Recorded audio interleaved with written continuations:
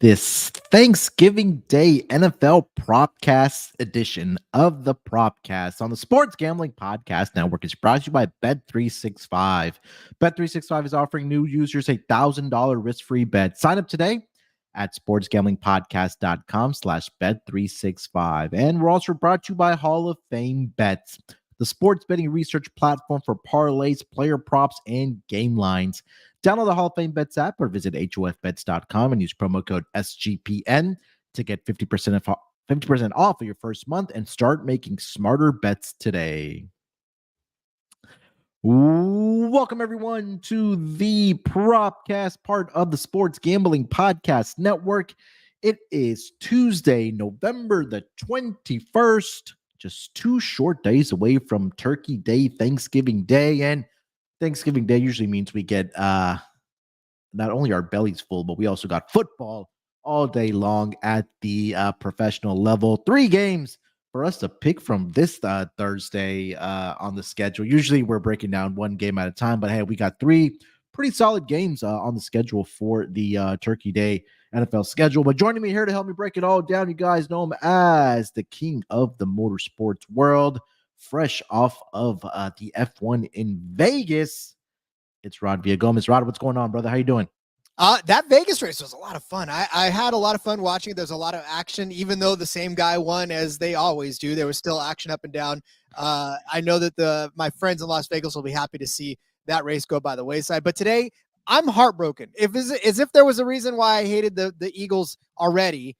AJ Brown, I mean, great player, great guy probably, but dude, I missed the Scott Fishbowl playoffs this season for the first time, I think, in 3 years. And it's heartbreaking because AJ Brown and Gabe Davis, and I didn't start Tommy DeVito. I mean, there's a series of errors there, but I'm pretty pissed. I would have made it if AJ Brown would have just had a pulse last night. Yeah, it was the Devontae Smith show last night for the Philadelphia Eagles, and actually he's done in his career pretty well against the Kansas City Chiefs. I don't know what's up with that, but pretty good game on Monday night, and looks like we'll try to continue our domination on the player props. But also joining us, I got my guy here with me, also from the NBA Propcast, one of the hardest working men in the sports betting industry. It's Chris B. Captain. Chris, what's going on, brother? How you doing? What's up, Munaf? What's up, Rod? We, like you said, we got 3 games to actually kind of look at for this. And I know we talk about not getting good games, and then last week we were supposed to get a good game, and it turned into a bad game because of some injuries. Yeah. But we're bound to have at least one good game this week, right? Like we bound to at least have one. Like 33% of the slate will be at least a good game. I know some divisional matchups in there as well. So I'm excited to break it down and talk to you guys about Turkey Day football specifically. So special edition, excited to break it down with you guys. Yeah, at least 2 games have spreads of a touchdown or more. Depending on where you have the line in that Niners and Seahawks game, currently on Bet365, the Niners are a 6.5 point favorite. With other games, Cowboys are a 11-point favorite against your Commanders here, Chris. And then also the Lions are a 7.5 point favorite against the Green Bay Packers. But something tells me one of these games will be a lot more competitive than the couple other ones. But yeah, man, I mean, excited to dive into it with you guys. And a bigger menu at least for us to pick from. So hopefully we have different player props. I try to pick one from each game, but yeah, a lot of excitement as we head into Turkey Day. I know the Commanders, unfortunately, Chris took an L last week. Maybe nobody's too surprised. Niners look like they're back on track and I think we talked about this as well last week on the NFL pod between myself and Lante on the pregame show, actually. And it seemed like, and I think Rod probably agrees with this as well, that I think that bye week just came at a perfect time for the San Francisco 49ers. They were on that losing streak. They had some guys dealing with injuries. So that bye week came in at a great time. They went into Jacksonville to take care of business there, to take care of business of the Buccaneers. And again, they're looking like one of the better teams in not only the NFC, but also the NFL. But Ron, anything else you would add about the Niners? I mean, I'll talk about them here in a little bit because obviously I get to watch them play on Thursday night, which is fantastic. It's a great way to digest all that turkey, is to sit and watch the Niners beat up on some turkeys. So I'm looking forward to that. But yeah, I mean, listen, I'll just save it all for when I talk about the Niners later. But that team, so much fun to watch this last weekend. Chris, have you proclaimed Tommy DeVito as the Washington Commanders' daddy?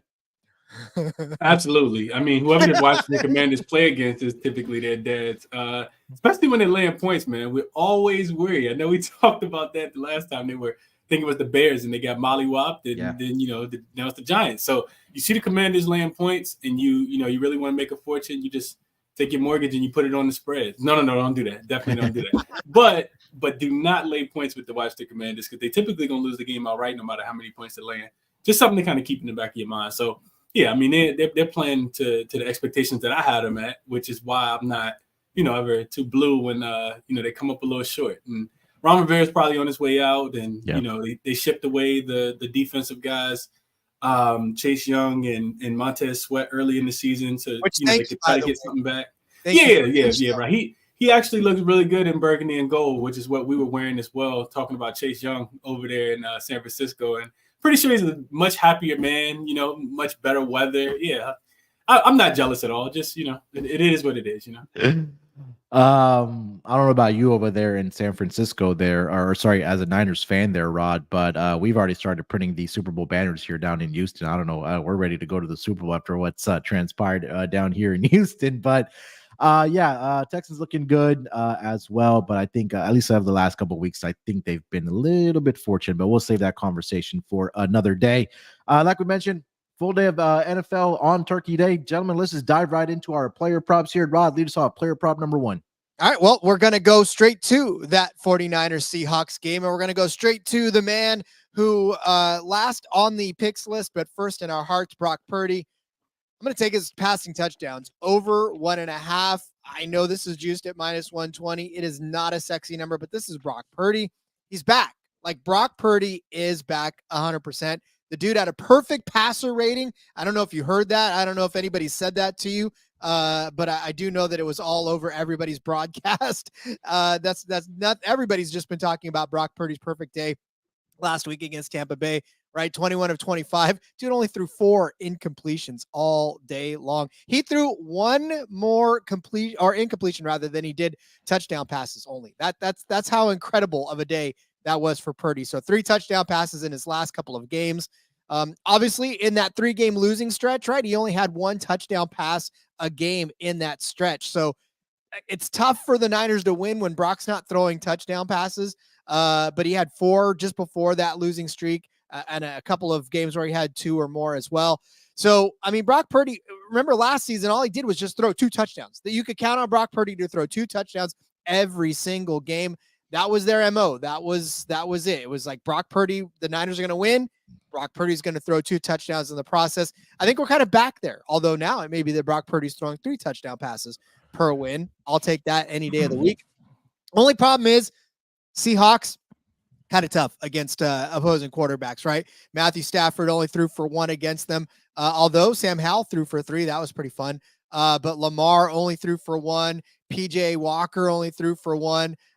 Josh Dobbs threw for none in that game. But yeah, it's just been tough for opposing quarterbacks. It has been done though. Joe Burrow did throw 2.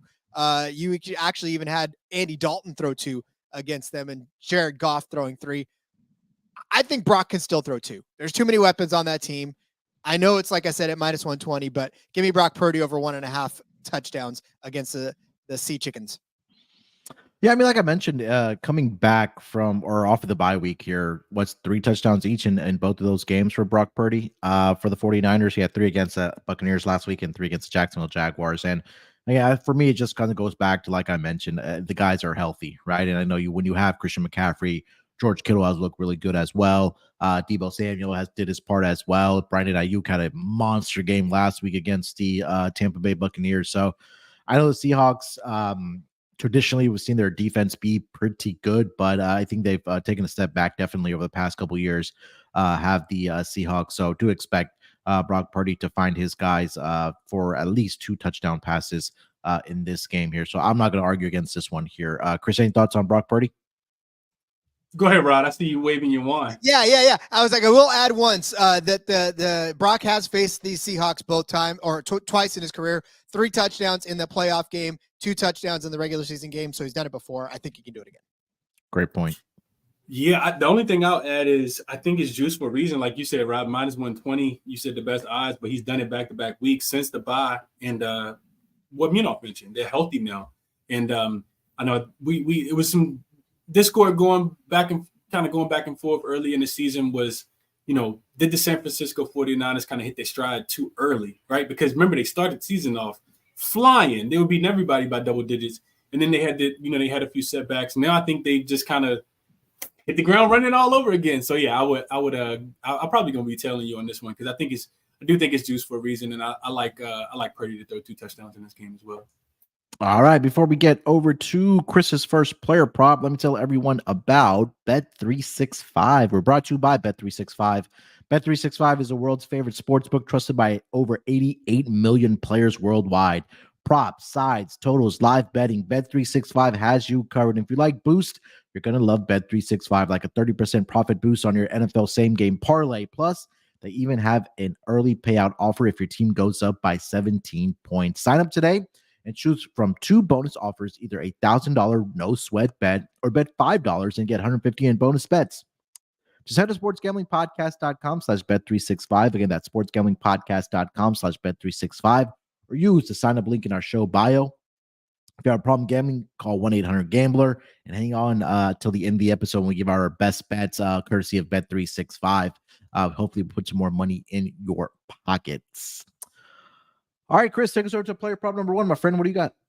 So this one should be to no one's surprise, but we got the Detroit Lions playing football at home, so we got to target the opposing quarterback. Looking at Jordan Love, pass attempts 33.5, minus 105 on DraftKings, so not laying too much juice at all. And we talked about this one. I gave this prop out last week, and it did not hit, and that was because it was for Justin Fields to go over his 28.5. And I want to say he only passed like maybe 23 times, but it was more so because he was able to utilize his feet so much, kind of keep them in that game. And that game didn't just really it didn't go to according to game script. I think Justin Fields played a little bit better. They almost won the game and covered the spread. This week, Jordan Love, not so much, I don't think. We go back to the look at those same numbers. Detroit, forcing opposing quarterbacks to pass the ball 64 times, which is the second most in the NFL. And that's nearly 36 pass attempts per game. So you're getting a discount at this 33.5 number in my estimation. Now, the updated number, last week I said only 2 quarterbacks had passed for less than 30 attempts last season. Only 3 quarterbacks have passed for less than 30 attempts of the 10. So 7 out of 10 times quarterbacks have thrown for at least 34 pass attempts against this Detroit Lions defense. When they're at home, it's probably just a tad bit more as well. You go back and just look at what Jordan Love has been doing as well, because that's just one handicap. The side for Jordan Love, 40 pass attempts last week against the Chargers, 40 pass attempts against the Pittsburgh Steelers. He only had 26 3 weeks ago against the Los Angeles Rams, but he had 41 the week before that against the Minnesota Vikings. So it does seem like they're trying to utilize him just a tad bit more in their passing game as he becomes a little bit more accurate. These teams they did play earlier this year in Green Bay as well, and Jordan Love he went 23 for 36 in that game also. So this is a number I do expect the juice to be, just to kind of come down on. I do expect it to be maybe minus 115, minus 120, a little bit closer to game time. So I locked in Jordan Love over his 33.5 pass attempts against the Detroit Lions. Yeah, I mean, just going off a game script here as well, right, Chris? I mean, with the spread right now, right outside of a touchdown in this game for the Detroit Lions, I mean, we know what the Lions offense can do and has been doing all season long. And again, if they do get from behind, that's only going to enable the Packers to throw the football. That's point number one. Point number two, we've talked about this all season long. Lions rush defense, one of the best in the entire league. They're top four in opponent rushing yards allowed per game. And I think that it's going to have to be on the shoulders of Jordan Love to really throw the football here in this game to keep the Packers at least competitive in this game if they even want a shot of winning outright. So I think the pressure this week is on Jordan Love to perform not only with his legs, but also I think obviously with his arm here as well. Rod, any thoughts on Jordan Love? I'm seeing that Aaron Jones could possibly not be a part of this as well, right? So that kind of takes it away. I did see that, right? I'm not crazy that Aaron Jones may not be part of this. Maybe he is. I don't know. I thought I saw maybe that he was not feeling well, or he might be put on the shelf for Thanksgiving. But again, even if he isn't, he hasn't been effective lately either. So it's not as if they've had a solid running game to fall back on. So I got to think that, yeah, Jordan Love's going to have to throw this ball around, especially, Chris, like you said, against the Lions, who pretty much everybody's been throwing the ball around against. So I do like that as well. Yeah, I did see something about Aaron Jones getting hurt. Detroit I see him listed as questionable 24 hours ago. He was a non-participant in Monday's practice. So yeah, I didn't even see that, Rob, but that's even more Jordan Love. Give me a little sprinkle on the 34.5 and 35.5 at plus money. Yeah, because he was carted to the locker room on Sunday, and Matt LaFleur came out and said on Sunday that his knee injury is not believed to be long term. But I mean, on a short week, I don't think he's going to be out there. So that's a great call out there, Rod. All right, for my first player prop, I'll stick here with the quarterback position, and you guys touched on the other two games. I'll go to the third game here. I'm looking at Sam Howell in this spot. I like his over on his rushing yards in this game, 15.5 against the Dallas Cowboys. When you take a look at what opposing quarterbacks have been able to do with their legs against the Cowboys, and we'll start in week one, not the Dolphins. I want the Cowboys. All right, so against Dallas, Giants starting quarterback at the time, Daniel Jones, 13 attempts for 43 yards. We even had Zach Wilson run for 36 yards. Josh Dobbs, we've talked a lot about his rushing yards. He had 55 in that game. Justin Herbert, 6 attempts for 20 yards. Jalen Hurts, 10 for 36. And they also had Mr. Tommy DeVito 2 weeks ago, 7 attempts for 41 yards. I know Bryce Young didn't get it done last week, but more times than not, quarterbacks have gone over this projection against the Dallas Cowboys. And again, you take a look at Sam Howell and what he's done, at least utilizing his legs this season for the Washington Commanders offense. And I'm trying to pull up those numbers here exactly. Let's see here. So last week, he had 35 rushing yards against the New York Giants on 3 attempts. Seahawks 2 for 17, 5 for 27 against the Patriots, 3 for 11 against the Eagles. He had 6 for 40 against the Eagles again earlier this season, 4 for 19 against the Bears. So a lot of times, if he has at least 3 to 4 attempts in this game, I think he's definitely going to get over this number of 15.5. I think it's really conservative here. And again, last season, he did face this Dallas Cowboys team. And in that game, he had 5 attempts for 35 yards against the Dallas Cowboys. So Sam Howell, I like the rushing yards to go over 15.5 here in this game here. Chris, this is your quarterback, man. What are you thinking? I think so. I mean, he's going to be running for his life. We don't have a really good offensive line. Game script says that we're going to be playing from behind. I mean, this is a quick, just a couple quick points to add on to your cap. I mean, yeah, like why would you take his under? I'd be afraid to take his under, just given the game script and the numbers that you provided as well. So yeah, give me Sam Howell. That's the only thing I'd take an over on all game for anything for the Commanders, unless you're looking at turnovers. And that's my team. So I feel about the Commanders this week, man. I wanted to get there with his pass attempts, and I took this last week. The number was 34.5. That number this week, the books adjusted it to 39.5. And I think they made the right adjustment, because if you take a look at least over the last 5 weeks of what his pass attempts have been, 45, 44, 45, 52, and 42. So he's had 40 plus in all 5 of at least over the last 5 games. And again, it's according to GameStreet, because again, they've probably been trailing in a lot of these games, which only enables to throw the football for the Commanders. But at least this week, I'm looking at him too. And again, I won't be surprised if he does get over this projection of 39 in the pass attempts. But I like this buy low spot as far as utilizing his legs. And like Chris, you mentioned, he's probably going to be running for his life behind this offensive line here, Rod. Just like Chris said, I don't think he's going to be able to stand still for more than 3 seconds. So you got to put him on the move. He's going to end up breaking the pocket at least once or twice. And, Munaf, we always talk about it with these long rushes and stuff like that. It's just sometimes it only takes 1 or 2, right, to break it out. Yeah. Sometimes it takes a 10-yard run and he slides, and then another 5-yard run and he slides, or 6-yard run, and then you're golden. So, give me the over on this one, because like I said, I don't think he's going to be standing still very long back there. All right, before we get over to round 2 of our player props, let me tell everyone about PrizePicks. Look, the NFL season has started. The NBA season, NFL season is going along, and PrizePicks has a very, very special option, I would say, on their wonderful website and their app. So if you go to the special leagues tab, this is a league that's been specifically created by PrizePicks for combo projections. That means you can include 2 or more players from different sports. So, for example, you want to get down on LeBron James, and let's throw in Amon-Ra St. Brown at a combination of 10.5 combo of 3-pointers made and receptions for those 2 guys. You can do that. And you can also play alongside some of PrizePicks' favorite players like rapper Meek Mill and comedian Andrew Schultz. You can now also find community plays under the promos tab on the app to view entries for some of the biggest names in the PrizePicks community each and every single week. PrizePicks even offers a reboot policy so that your entries stay in play even if one of your players gets injured. And again, we've seen a lot of injuries over the past couple of weeks.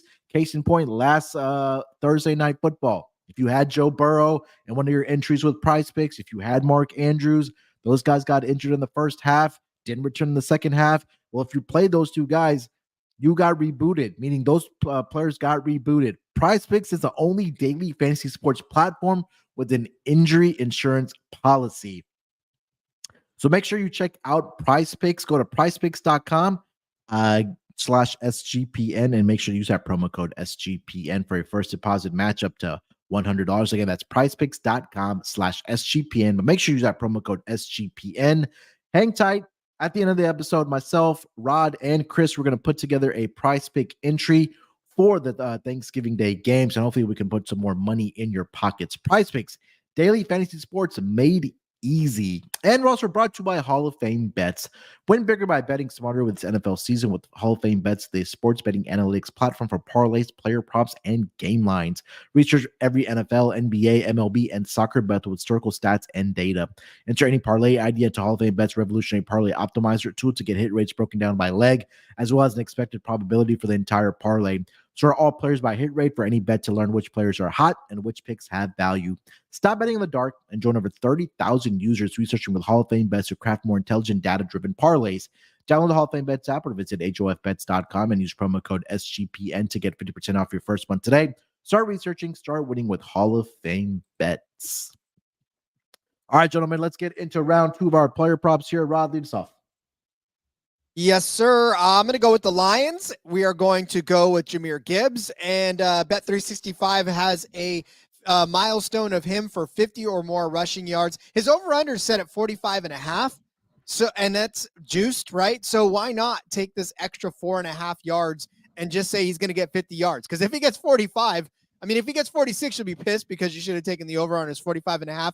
But I think he's going to get at least 50 yards in this one. So plus 115 if you take that milestone over on Bet365. I will say the first time earlier this season that Gibbs faced this team, the Packers, he got 40 yards on 8 carries. I'd say that Jahmyr Gibbs have gotten a little bit better over the course of the season than his first game against the Packers overall. Since he's played the Packers, though, back there in September, he had 68 yards against Baltimore, 152 against the Raiders, 77 against the Chargers, and then 36 last week against the Bears. Kind of a down week for him. He's scored in all those games too, so he's definitely getting the work. You talk about getting work, right? 8 carries. Of course, that David Montgomery kind of steals the show most of the time, but Jahmyr Gibbs still very talented back. So 8 carries there. 14 carries against the Chargers, 26 against the Raiders, 11 against Baltimore. He's been able to get it done. He's averaging 5.2 yards per carry. So all he really needs to get there is at least 10 carries in this game, which, again, like I said, not out of the realm of possibility. Last week, the Packers held Austin Eckler to 64 yards on 10 carries, and then Joshua Kelly was the next back after that, 6 for 13. But the week before that, both Steelers running backs, Jaylen Warren and Najee Harris, were able to kill them on the ground. Warren had 101 yards. Najee had 82 yards against them. Look at back what the Broncos did, right? Javonte Williams, 82 yards. Jaleel McLaughlin, right? 45 yards, not 50, but that's Jaleel McLaughlin still getting 45 yards on a team as well. So listen, these guys can be exploited on the ground. They're giving up 103 yards on average to the running back position altogether. Montgomery's probably going to get his, yes, but I think Jahmyr Gibbs has a clear road to 50 yards at least in this game. All he's got to do is break a couple of big ones, and you're there. So give me plus 115 for Jahmyr Gibbs, at least 50 rushing yards there on Bet365. Yeah, I'll jump in here as well here, Rod, because I also have a Jahmyr Gibbs prop, and I'm taking the over on his receiving yards of 27.5, and I think this might just be a big game for Jahmyr Gibbs here on Turkey Day against the Green Bay Packers. And Packers traditionally have been a pretty good run defense, but not so much this year, right? And I know they've had some success over the last couple of weeks against a running back position, but here, let me change this to running back. Let me give you the proper number. So last week, Chargers, Austin Eckler, 10 for 64, 6.4 yards on the ground. Phenomenal. Jaylen Warren had a big game as well. So over the last 2 weeks, they've been very good. Running backs have been doing well against this Packers defense. And also what kind of stuck out to me is, number one, they've also been giving up the yards through the air to the running back position all season long, right? We saw week 1, Roschon Johnson, 6 for 35, Khalil Herbert, 3 for 37. Broncos, Javonte Williams, 3 for 14. Samaje Perine in that game, 3 for 31. Jaylen Warren, I know I've been a guy that I've been a proponent of him. Him and Najee Harris combined only had 23 receiving yards. But I think when we've talked about Jahmyr Gibbs on the Propcast all season long, is that I think the idea for the Lions was to utilize him through the passing game, and that's kind of transpired for him over the past 4 weeks here, because if you just take a look at what he's done for this Lions offense, at least through the air, last 4 weeks, 59 receiving yards, 35 receiving yards, 37 receiving yards, and 58 receiving yards. That's just over the last 4 games. And it's a case in point of what Rod just mentioned about his rushing yards. Those numbers have been there for him as well. So I think this might be a big Jahmyr Gibbs game if you're a DFS player and you're looking for a guy to slot in for that Thanksgiving Day games. I think this is a guy definitely one in your lineup there, because number one, you could get it through the air, done through on the ground, and also you can get it done through the air as well. And again, he's had at least a touchdown or in 4 straight weeks for the Detroit Lions. So I'm gonna look at his his receiving yards here. So if you want to just combine mine and Rod's prop together, take rushing and receiving yards together, and hopefully that cashes. So I really do like the Jahmyr Gibbs look here, both on the ground and through the air here, Chris.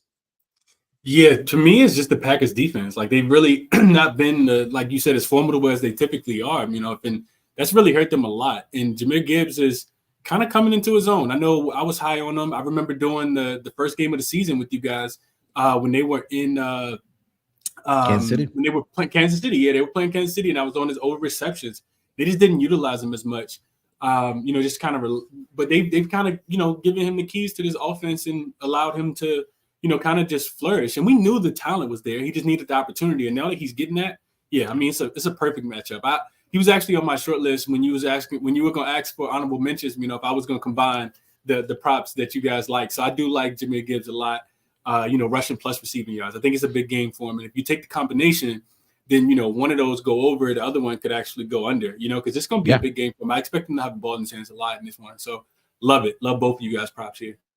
5 straight weeks, he's had at least 5 targets through the air, and total yards, rushing and receiving combined over the last 4 weeks, 126, 189, 112, and 95 against the opposition. Did have a game against the Packers earlier this season, which I believe was on Thursday Night Football. In that game, it turned into a blowout, so they really didn't need him. But again, in that game, 8 rushes for 40 yards. And then he also had 5 targets in that game, but that only translated to 11 yards off of 4 receptions. So expect him to have more yardage in this game here against the Packers. Chris, player prop number 2, my friend. What do we got? So we're going to pick on that the pretty horrible Washington Commanders defense that is of my own. CeeDee Lamb, over 27.5 yards for his longest reception. I've taken a page out of your book here. Minus 110 on DraftKings, so you're not laying too much juice. Just a caution for people that are listening. He was limited in practice yesterday. It's an ankle injury. I do think he'll play. If he doesn't play, I think the pivot is to look towards, just probably going and looking at Dak Prescott to go over his longest reception. Or you could look at Brandon Cooks. You could just take these same numbers and just apply to Brandon Cooks. But 6 of the 10 games so far this season, he's actually had a reception that's been longer than 27 yards. Last week, you look at the Commanders defense and they're just giving it up. It was Darius Slayton last week, 40-yard catch from DeVito. Man, let's just take a moment of silence. All right. Back to regular scheduled programming. 2 weeks ago was DK Metcalf. He had a 27-yard reception. And in that same game, it was Kenneth Walker who had a 64-yard reception. 4 weeks ago, you skip back over week 8 because you don't want to talk about the Patriots who don't have a competent quarterback. So we skipped that week. But Devontae Smith, also 38-yard reception. Going back to the week against the Giants the first time when, it was Tyrod Taylor who was quarterback. It was Jalen Hyatt and Saquon Barkley, who both had a reception that was over 32 yards. Long story short, when you think about game script, the Commanders don't have a pass rush. They traded that away. They don't want a pass rush anymore. It looks like they want to get a pick in the draft. So I don't expect this game. I don't expect them to be able to put pressure on the quarterback to affect a pass going downfield. Because, when you think about a player having a wide receiver having to catch a pass that's that long, you really have to think about the offensive line kind of holding up. And every offensive line that the Commanders have faced against so far have actually held up because the Commanders don't put a lot of pressure on the quarterback. And with that defensive line getting even worse now, shipping away those really good pieces because, they weren't going to get anything in return for them. They weren't trying to re-sign them or not able to bring them back. To me, all that leads to CeeDee Lamb having a 40-yard reception. So take the over 27.5. And like I said, if he doesn't play for whatever reason, pivot towards Dak Prescott. The longest reception is 38 yards. He'll have a 40-yard reception in this game as well. So 2 props in one. Take one if the other one isn't available. I mean, this was something I was on early on the season, and it's just unfortunate I didn't keep track of it, that the longest completion for the opposing quarterbacks against this Commander secondary, that was cashing at a very high rate of 40-plus yards. But again, I got bit by the bullet last week backing CeeDee Lamb on his yards to go over because of what he had done prior to in the past, over the 4 weeks prior. The targets were still there for him. He still had 9 targets, but they just didn't translate to yards. But I think it's an opportunity, him being back at home in this game, where, obviously your offense is a lot more comfortable. But again, it's just a matchup thing, right? Like Chris mentioned, going up against the Commander secondary that has not been very good. So, I mean, would I be surprised if CeeDee Lamb had another 5 receptions for 150 plus yards in this game against the Commanders secondary? No, I wouldn't, because I guess finally the Cowboys figured out maybe we should throw the football to our best wide receiver, and that may translate to wins. I don't know. They finally figured that out. But Rod, any thoughts on CeeDee Lamb here? Well, it's CeeDee Lamb on Thanksgiving. Doesn't he just he's got, 74 catches for 1,013 yards this season. And I'm telling you right now, on Thanksgiving, that's when the lights are brightest on him. So he loves some Thanksgiving games. They love Thanksgiving. So I think he's in for a big one and a big catch for sure. All right. That is round 2 of our player props. Let's get into round 3 here. Rod, lead us off. All right. Well, then I'm going to also pick on your Washington Commanders there. Sorry about that, Put Chris. the knife deeper into Chris's heart. Well, I'm going to go. So you look at some things that Sam Howell does quite a bit. He gets sacked and he throws interceptions at a very alarming rate. He is the most sacked quarterback, and it's not even close. 51 times he's been sacked. The next sacked quarterback has been 38. So the numbers aren't good for that because he's going to get you look at Micah Parsons' number. It's like juice to high hell to get a sack in this one. And then nobody else really appeals to me. So we're going to go with the other side of that. We're going to go with interceptions. We're going to go with DaRon Bland over a half an interception. This one's at plus 1,125. So over on Bet365 for DaRon Bland to get an interception, something that he has done enough times this season to make it to where everybody knows that he's going to get interceptions, right? So he's got 5 interceptions on the season. Pick sixes galore, right? He's the one with all the pick sixes in this as well. So, but he does have the interception against Washington this in 2022 last season. I'm sorry, I'm looking at the wrong year as far as his 5 interceptions. That's last year. Click on the right tab, Rod. Yes, so he's got 6 interceptions this year. 2 in the last 2 games, 3 in the last 4 games. That's where I was going with that. I was looking at the Washington. He does have a pick against Washington in 2022 when he played them last. So he does have an interception there in that game. He did pick off, Carson Wentz in that game. Yay for Carson Wentz. But again, Bland has been the guy catching the interceptions, and that number jumped out to me huge, right? 1125 plus 1125 for Bland to get an interception in this game. I mean, I know interceptions are always a crapshoot, and I know it's always fun, but when you've got a guy like Sam Howell who has thrown 12 interceptions and 3 last week, he's prone to it. 4 against the Eagles, right? 3 against the Falcons, 2 against the Bears, 2 against the Broncos. Dude, when he throws them in bunches. So I'm thinking that the Cowboys secondary is licking their chops right now. They're ready to eat because it is Thanksgiving. So give me Bland to catch one. I wish there was a pick 6 prop in there. I would probably take that just for the hell of it. But at least 1125 plus 1125 for him to get an interception in this game, essentially at plus, over there on 365. I mean, for a guy that has done it 6 times this season, and I think 4 of those have gone for a pick 6, if I'm not mistaken. I'm there with you. I think that he has seized this opportunity ever since Trevon Diggs went down, right?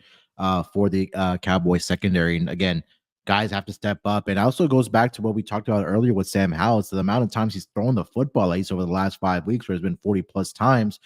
And if this is going to be a game that they're playing from behind, there's more opportunities, obviously, for them or for him to throw that pick. And hopefully it's going into the hands of DaRon Bland. And again, I had to go back and look at this because he's been the topic of conversation, having that pick 6 last week against the Panthers. That this number I thought was probably going to be in the 500 range, but Rod had it right. I don't know why I had to double check it for myself because I thought that number was completely wrong for a guy that has 6 interceptions on the season. So yeah, I think from game skip drives that you're expecting the Commanders to be trailing this game since this is a double-digit spread.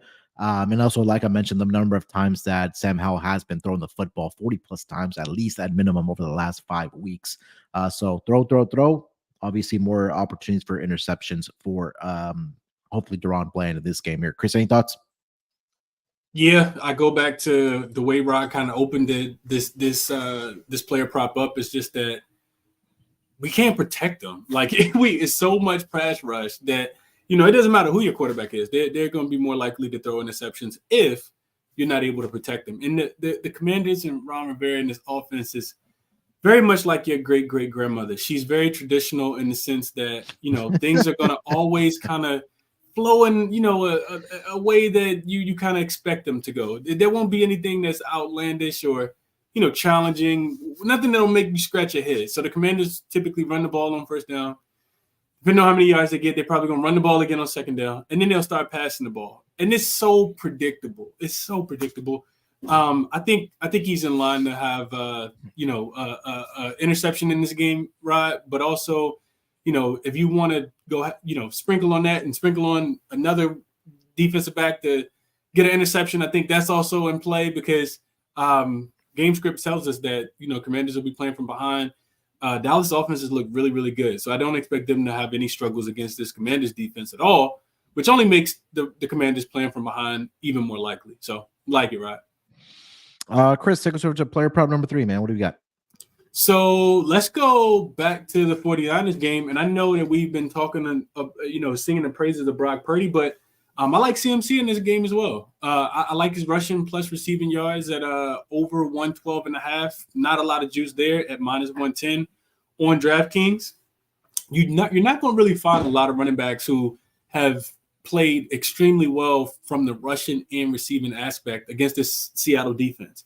But if you go back and look at it, they also haven't played a lot of running backs that can do both, that are really great rushers and really great guys at the backfield. So going back and looking at the log, 2 weeks ago, it was Brian Robinson Jr. So we will, give a little praise to a commander on the show. He had eight rushing attempts in that game for 38 rushing yards, and then he also had 6 receptions for 119 yards. So he did combine for 157 yards between rushing and receiving. You look at we're talking a little bit about earlier about CMC not having to do as much because Brock Purdy has all his weapon back. All of his weapons back. But I think I almost decided to take the rushing yards at like 75, 76.5. And I said, you know what? CMC has enough offensive impact to this offense that I still like both. So that's why, I kind of combined the two. I also went back and looked at CMC versus the 49ers. CMC versus the Seattle Seahawks, in his career. 3 games, he's gone over this number each time. So he, for whatever reason, he likes to play against the Seattle defense. And I think, even with them being on the road, I still like this number for CMC. It could be a, 130, 140 plus yard performance from CMC, both rushing and receiving this week. I mean, you're not going to get an argument from me about CMC. The guy's just been a machine ever since he's came over to the San Francisco 49ers, but not only in the 49ers uniform. I mean, we saw him do it against, with the Panthers as well. And like we mentioned, right, the key thing for this entire 49ers team, like we talked about at the top of the episode, was that they got the bye week at the right time, get their guys healthy, and CMC, I know, was dealing with some knick-knack injuries there, but again, over the last 3 weeks, 118 total yards, 142 and 103. So this offense is, designed around CMC. And again, like you mentioned, Chris, that he's done very well against the Seahawks in his career as well. I believe he did, have one matchup last season against this Seahawks defense, 108 yards on the ground, 30 receiving yards as well. So, and again, he did it with the Panthers as well. So the guy's just absolutely incredible. It definitely should be in that conversation, not only for Offensive Player of the Year, but in my opinion, MVP. Rod, anything else to add about CMC? I'll talk about him in a second. I of course, I do love me some CMC. And I can't argue with you because I watch the guy play. I have eyeballs. I see what this guy's capable of week in and week out. All right, for my last player prop here, I'll also say in the same game here. I'm looking at George Kittle, longest reception, over 21.5 yards here. And again, this was something that I looked at last season as well. George Kittle started racking up the yardage when Brock Purdy took over as the quarterback, but it seems like they've gotten him a little bit more involved in the offense here as well. Have the San Francisco 49ers. So over the last 4 weeks, 78, 149, 116, and 89 receiving yards. But in all 4 of those games, he's gone over this number of 21.5 as his longest reception. In those games, 24, 66, 34, and 28. And we're talking about a Seahawks defense here that against the tight end position, I believe, have been okay. I'm trying to put up the exact numbers here. Last week they limited Tyler Higbee to only 1 reception for 17 yards, but Logan Thomas 5 for 40. Mark Andrews had 9 receptions for 80 yards. David Njoku 4 for 77. Trey McBride and Zach Ertz at the time combined for 48 of those yards as well. But I think George Kittle is just a different animal, especially in this offense. And I think that going up against this team in the Seahawks, who I believe in the secondary are a little bit weak, I think it's an opportunity for him to take advantage of it. And just going back over the last couple games, last 2 games at least, for George Kittle against the Seahawks team, 9 receptions for 181 yards in the last season in December, 4 receptions for 93 yards. So I think he definitely does get over this number of 21.5 here. Any thoughts on this one, Rod? Yeah, well, I mean, it's George Kittle, and for me, this whole Niners offense is, I think they're back, and more than that, it's a primetime game against the Seahawks, which we know is a gigantic NFC West rival. So Yeah. they're going to get up for this game, and I think we're in for some fireworks. I think Brock Purdy's feeling good after that game of his. I think everything's clicking, and look, Shanahan knows the impact of this, because this obviously is for the top spot in the NFC West right now. This isn't just another divisional game. This is actually for the top spot in the West. They're trying to hold on to it. Thank you, Rams, by the way, for helping us at all. But yeah, I think any and all offensive props for the Niners are in play this week. All right, so that is 3 player props each. Any honorable mentions? I know, Chris, you were also on the Jahmyr Gibbs train, but anything else as far as honorable mentions for the Turkey Day? Rod? I'm good for that. Yeah, I think I've exhausted what I was going to bring up today. All right, Chris, anything else for player props at least? Nah, I think like I said, you guys stole my thunder, which is good because I like it even more now. But yeah, Jahmyr Gibbs, I like him a lot in the spot this week. All right, let's get into our touchdown scorer prop bets here for the Turkey Day games. Rod, lead us off. All right, give me. So I talked about that. I was going to go back to Christian McCaffrey. I'm going to go back to Christian McCaffrey. Obviously, his anytime score is going to be in play here, which is why the books decided they wanted to juice it the way they did. So I'm going to take his first touchdown prop. This is at plus 225 over on Bet365. A better number for a guy you know is going to get into the end zone. The dude has only not gotten in the end zone once this entire season. So, I mean, he's going to get there. He has scored the first touchdown of the game, though. Last week, he did it against the Tampa Bay Buccaneers. He didn't do it against the Jaguars or the Bengals. He didn't score the first touchdown in that game, but he did score the first touchdown for the 49ers in that game. Overall, he scored the first touchdown of the game 4 times in 10 games. Not a bad record at all. And in fact, as far as the Niners are concerned, they've scored the first touchdown of the game in all but 2 of their games so far this season. They didn't do it against the Bengals. Excuse me. They didn't do it against the Vikings, but they were able to do it against the Browns. Guess who got there? Christian McCaffrey. He was the first one to do it there.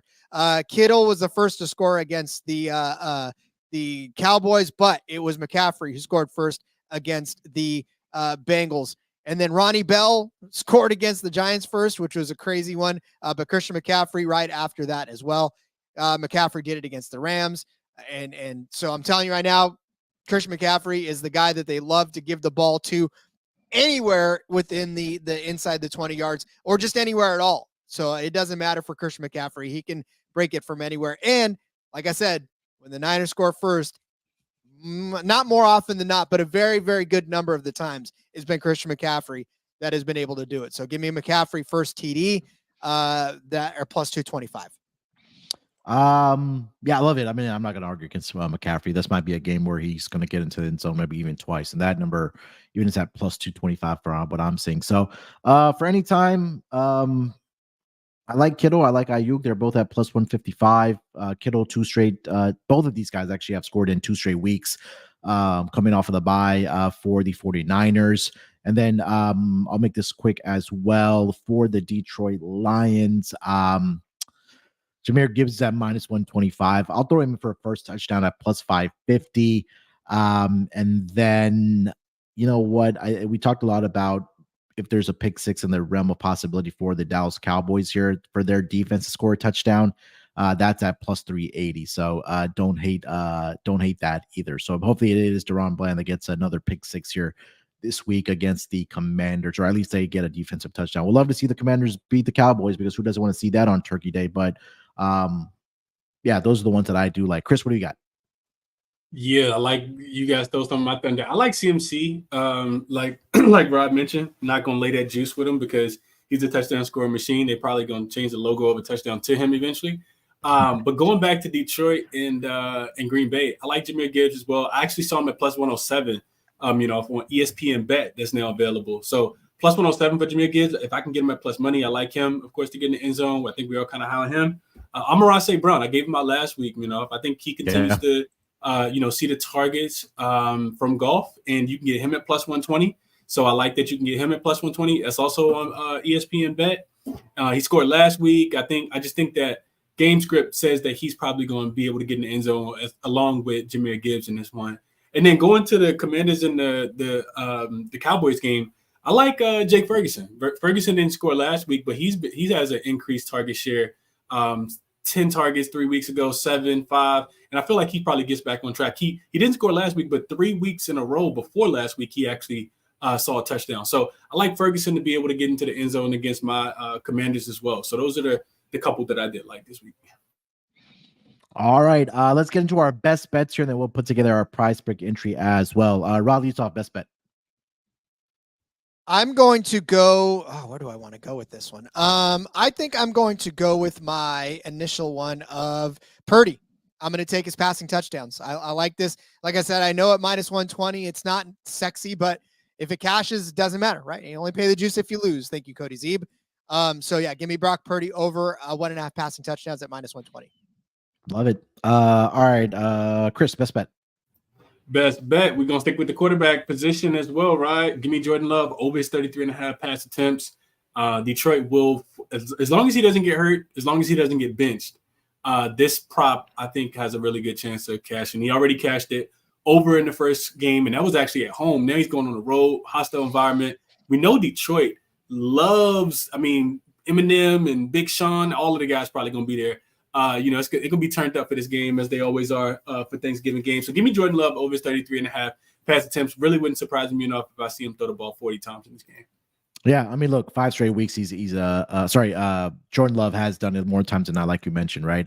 For the pass attempts, and just going by game script, Jordan Love should be throwing the football here. I'll keep it in the quarterback realm as well. Sam Howell, over 15.5 rushing yards, like I mentioned. Again, that offensive line, we talked about it volumes on this episode, not able to really protect Sam Howell. Yeah, he's done it last season against this team in the Cowboys, 5 for 35. And again, more times than not, the quarterbacks that have faced this Dallas Cowboys defense have ran well over this number of 15.5 right now for Sam Howell's projection right now. So over 15.5 for Sam Howell rushing yards in this game as my best bet. All right, so PrizePicks, I'll put together our best bets here. So Sam Howell, more than 15.5 rush yards. Jordan Love, 33.5 pass attempts, will go more than that. And let me see if Brock Purdy has been posted. I like how they have Trevor Lawrence, but they have no quarterbacks for no other quarterbacks, which makes no sense. Rod, you want to give me another one, a CMC prop or any other one that you liked? Is Gibbs on there for his rushing yards? We'll take whatever Gibbs' rushing yards is at. 45.5. There you go. We could take that over. All right, there we go. So, yeah.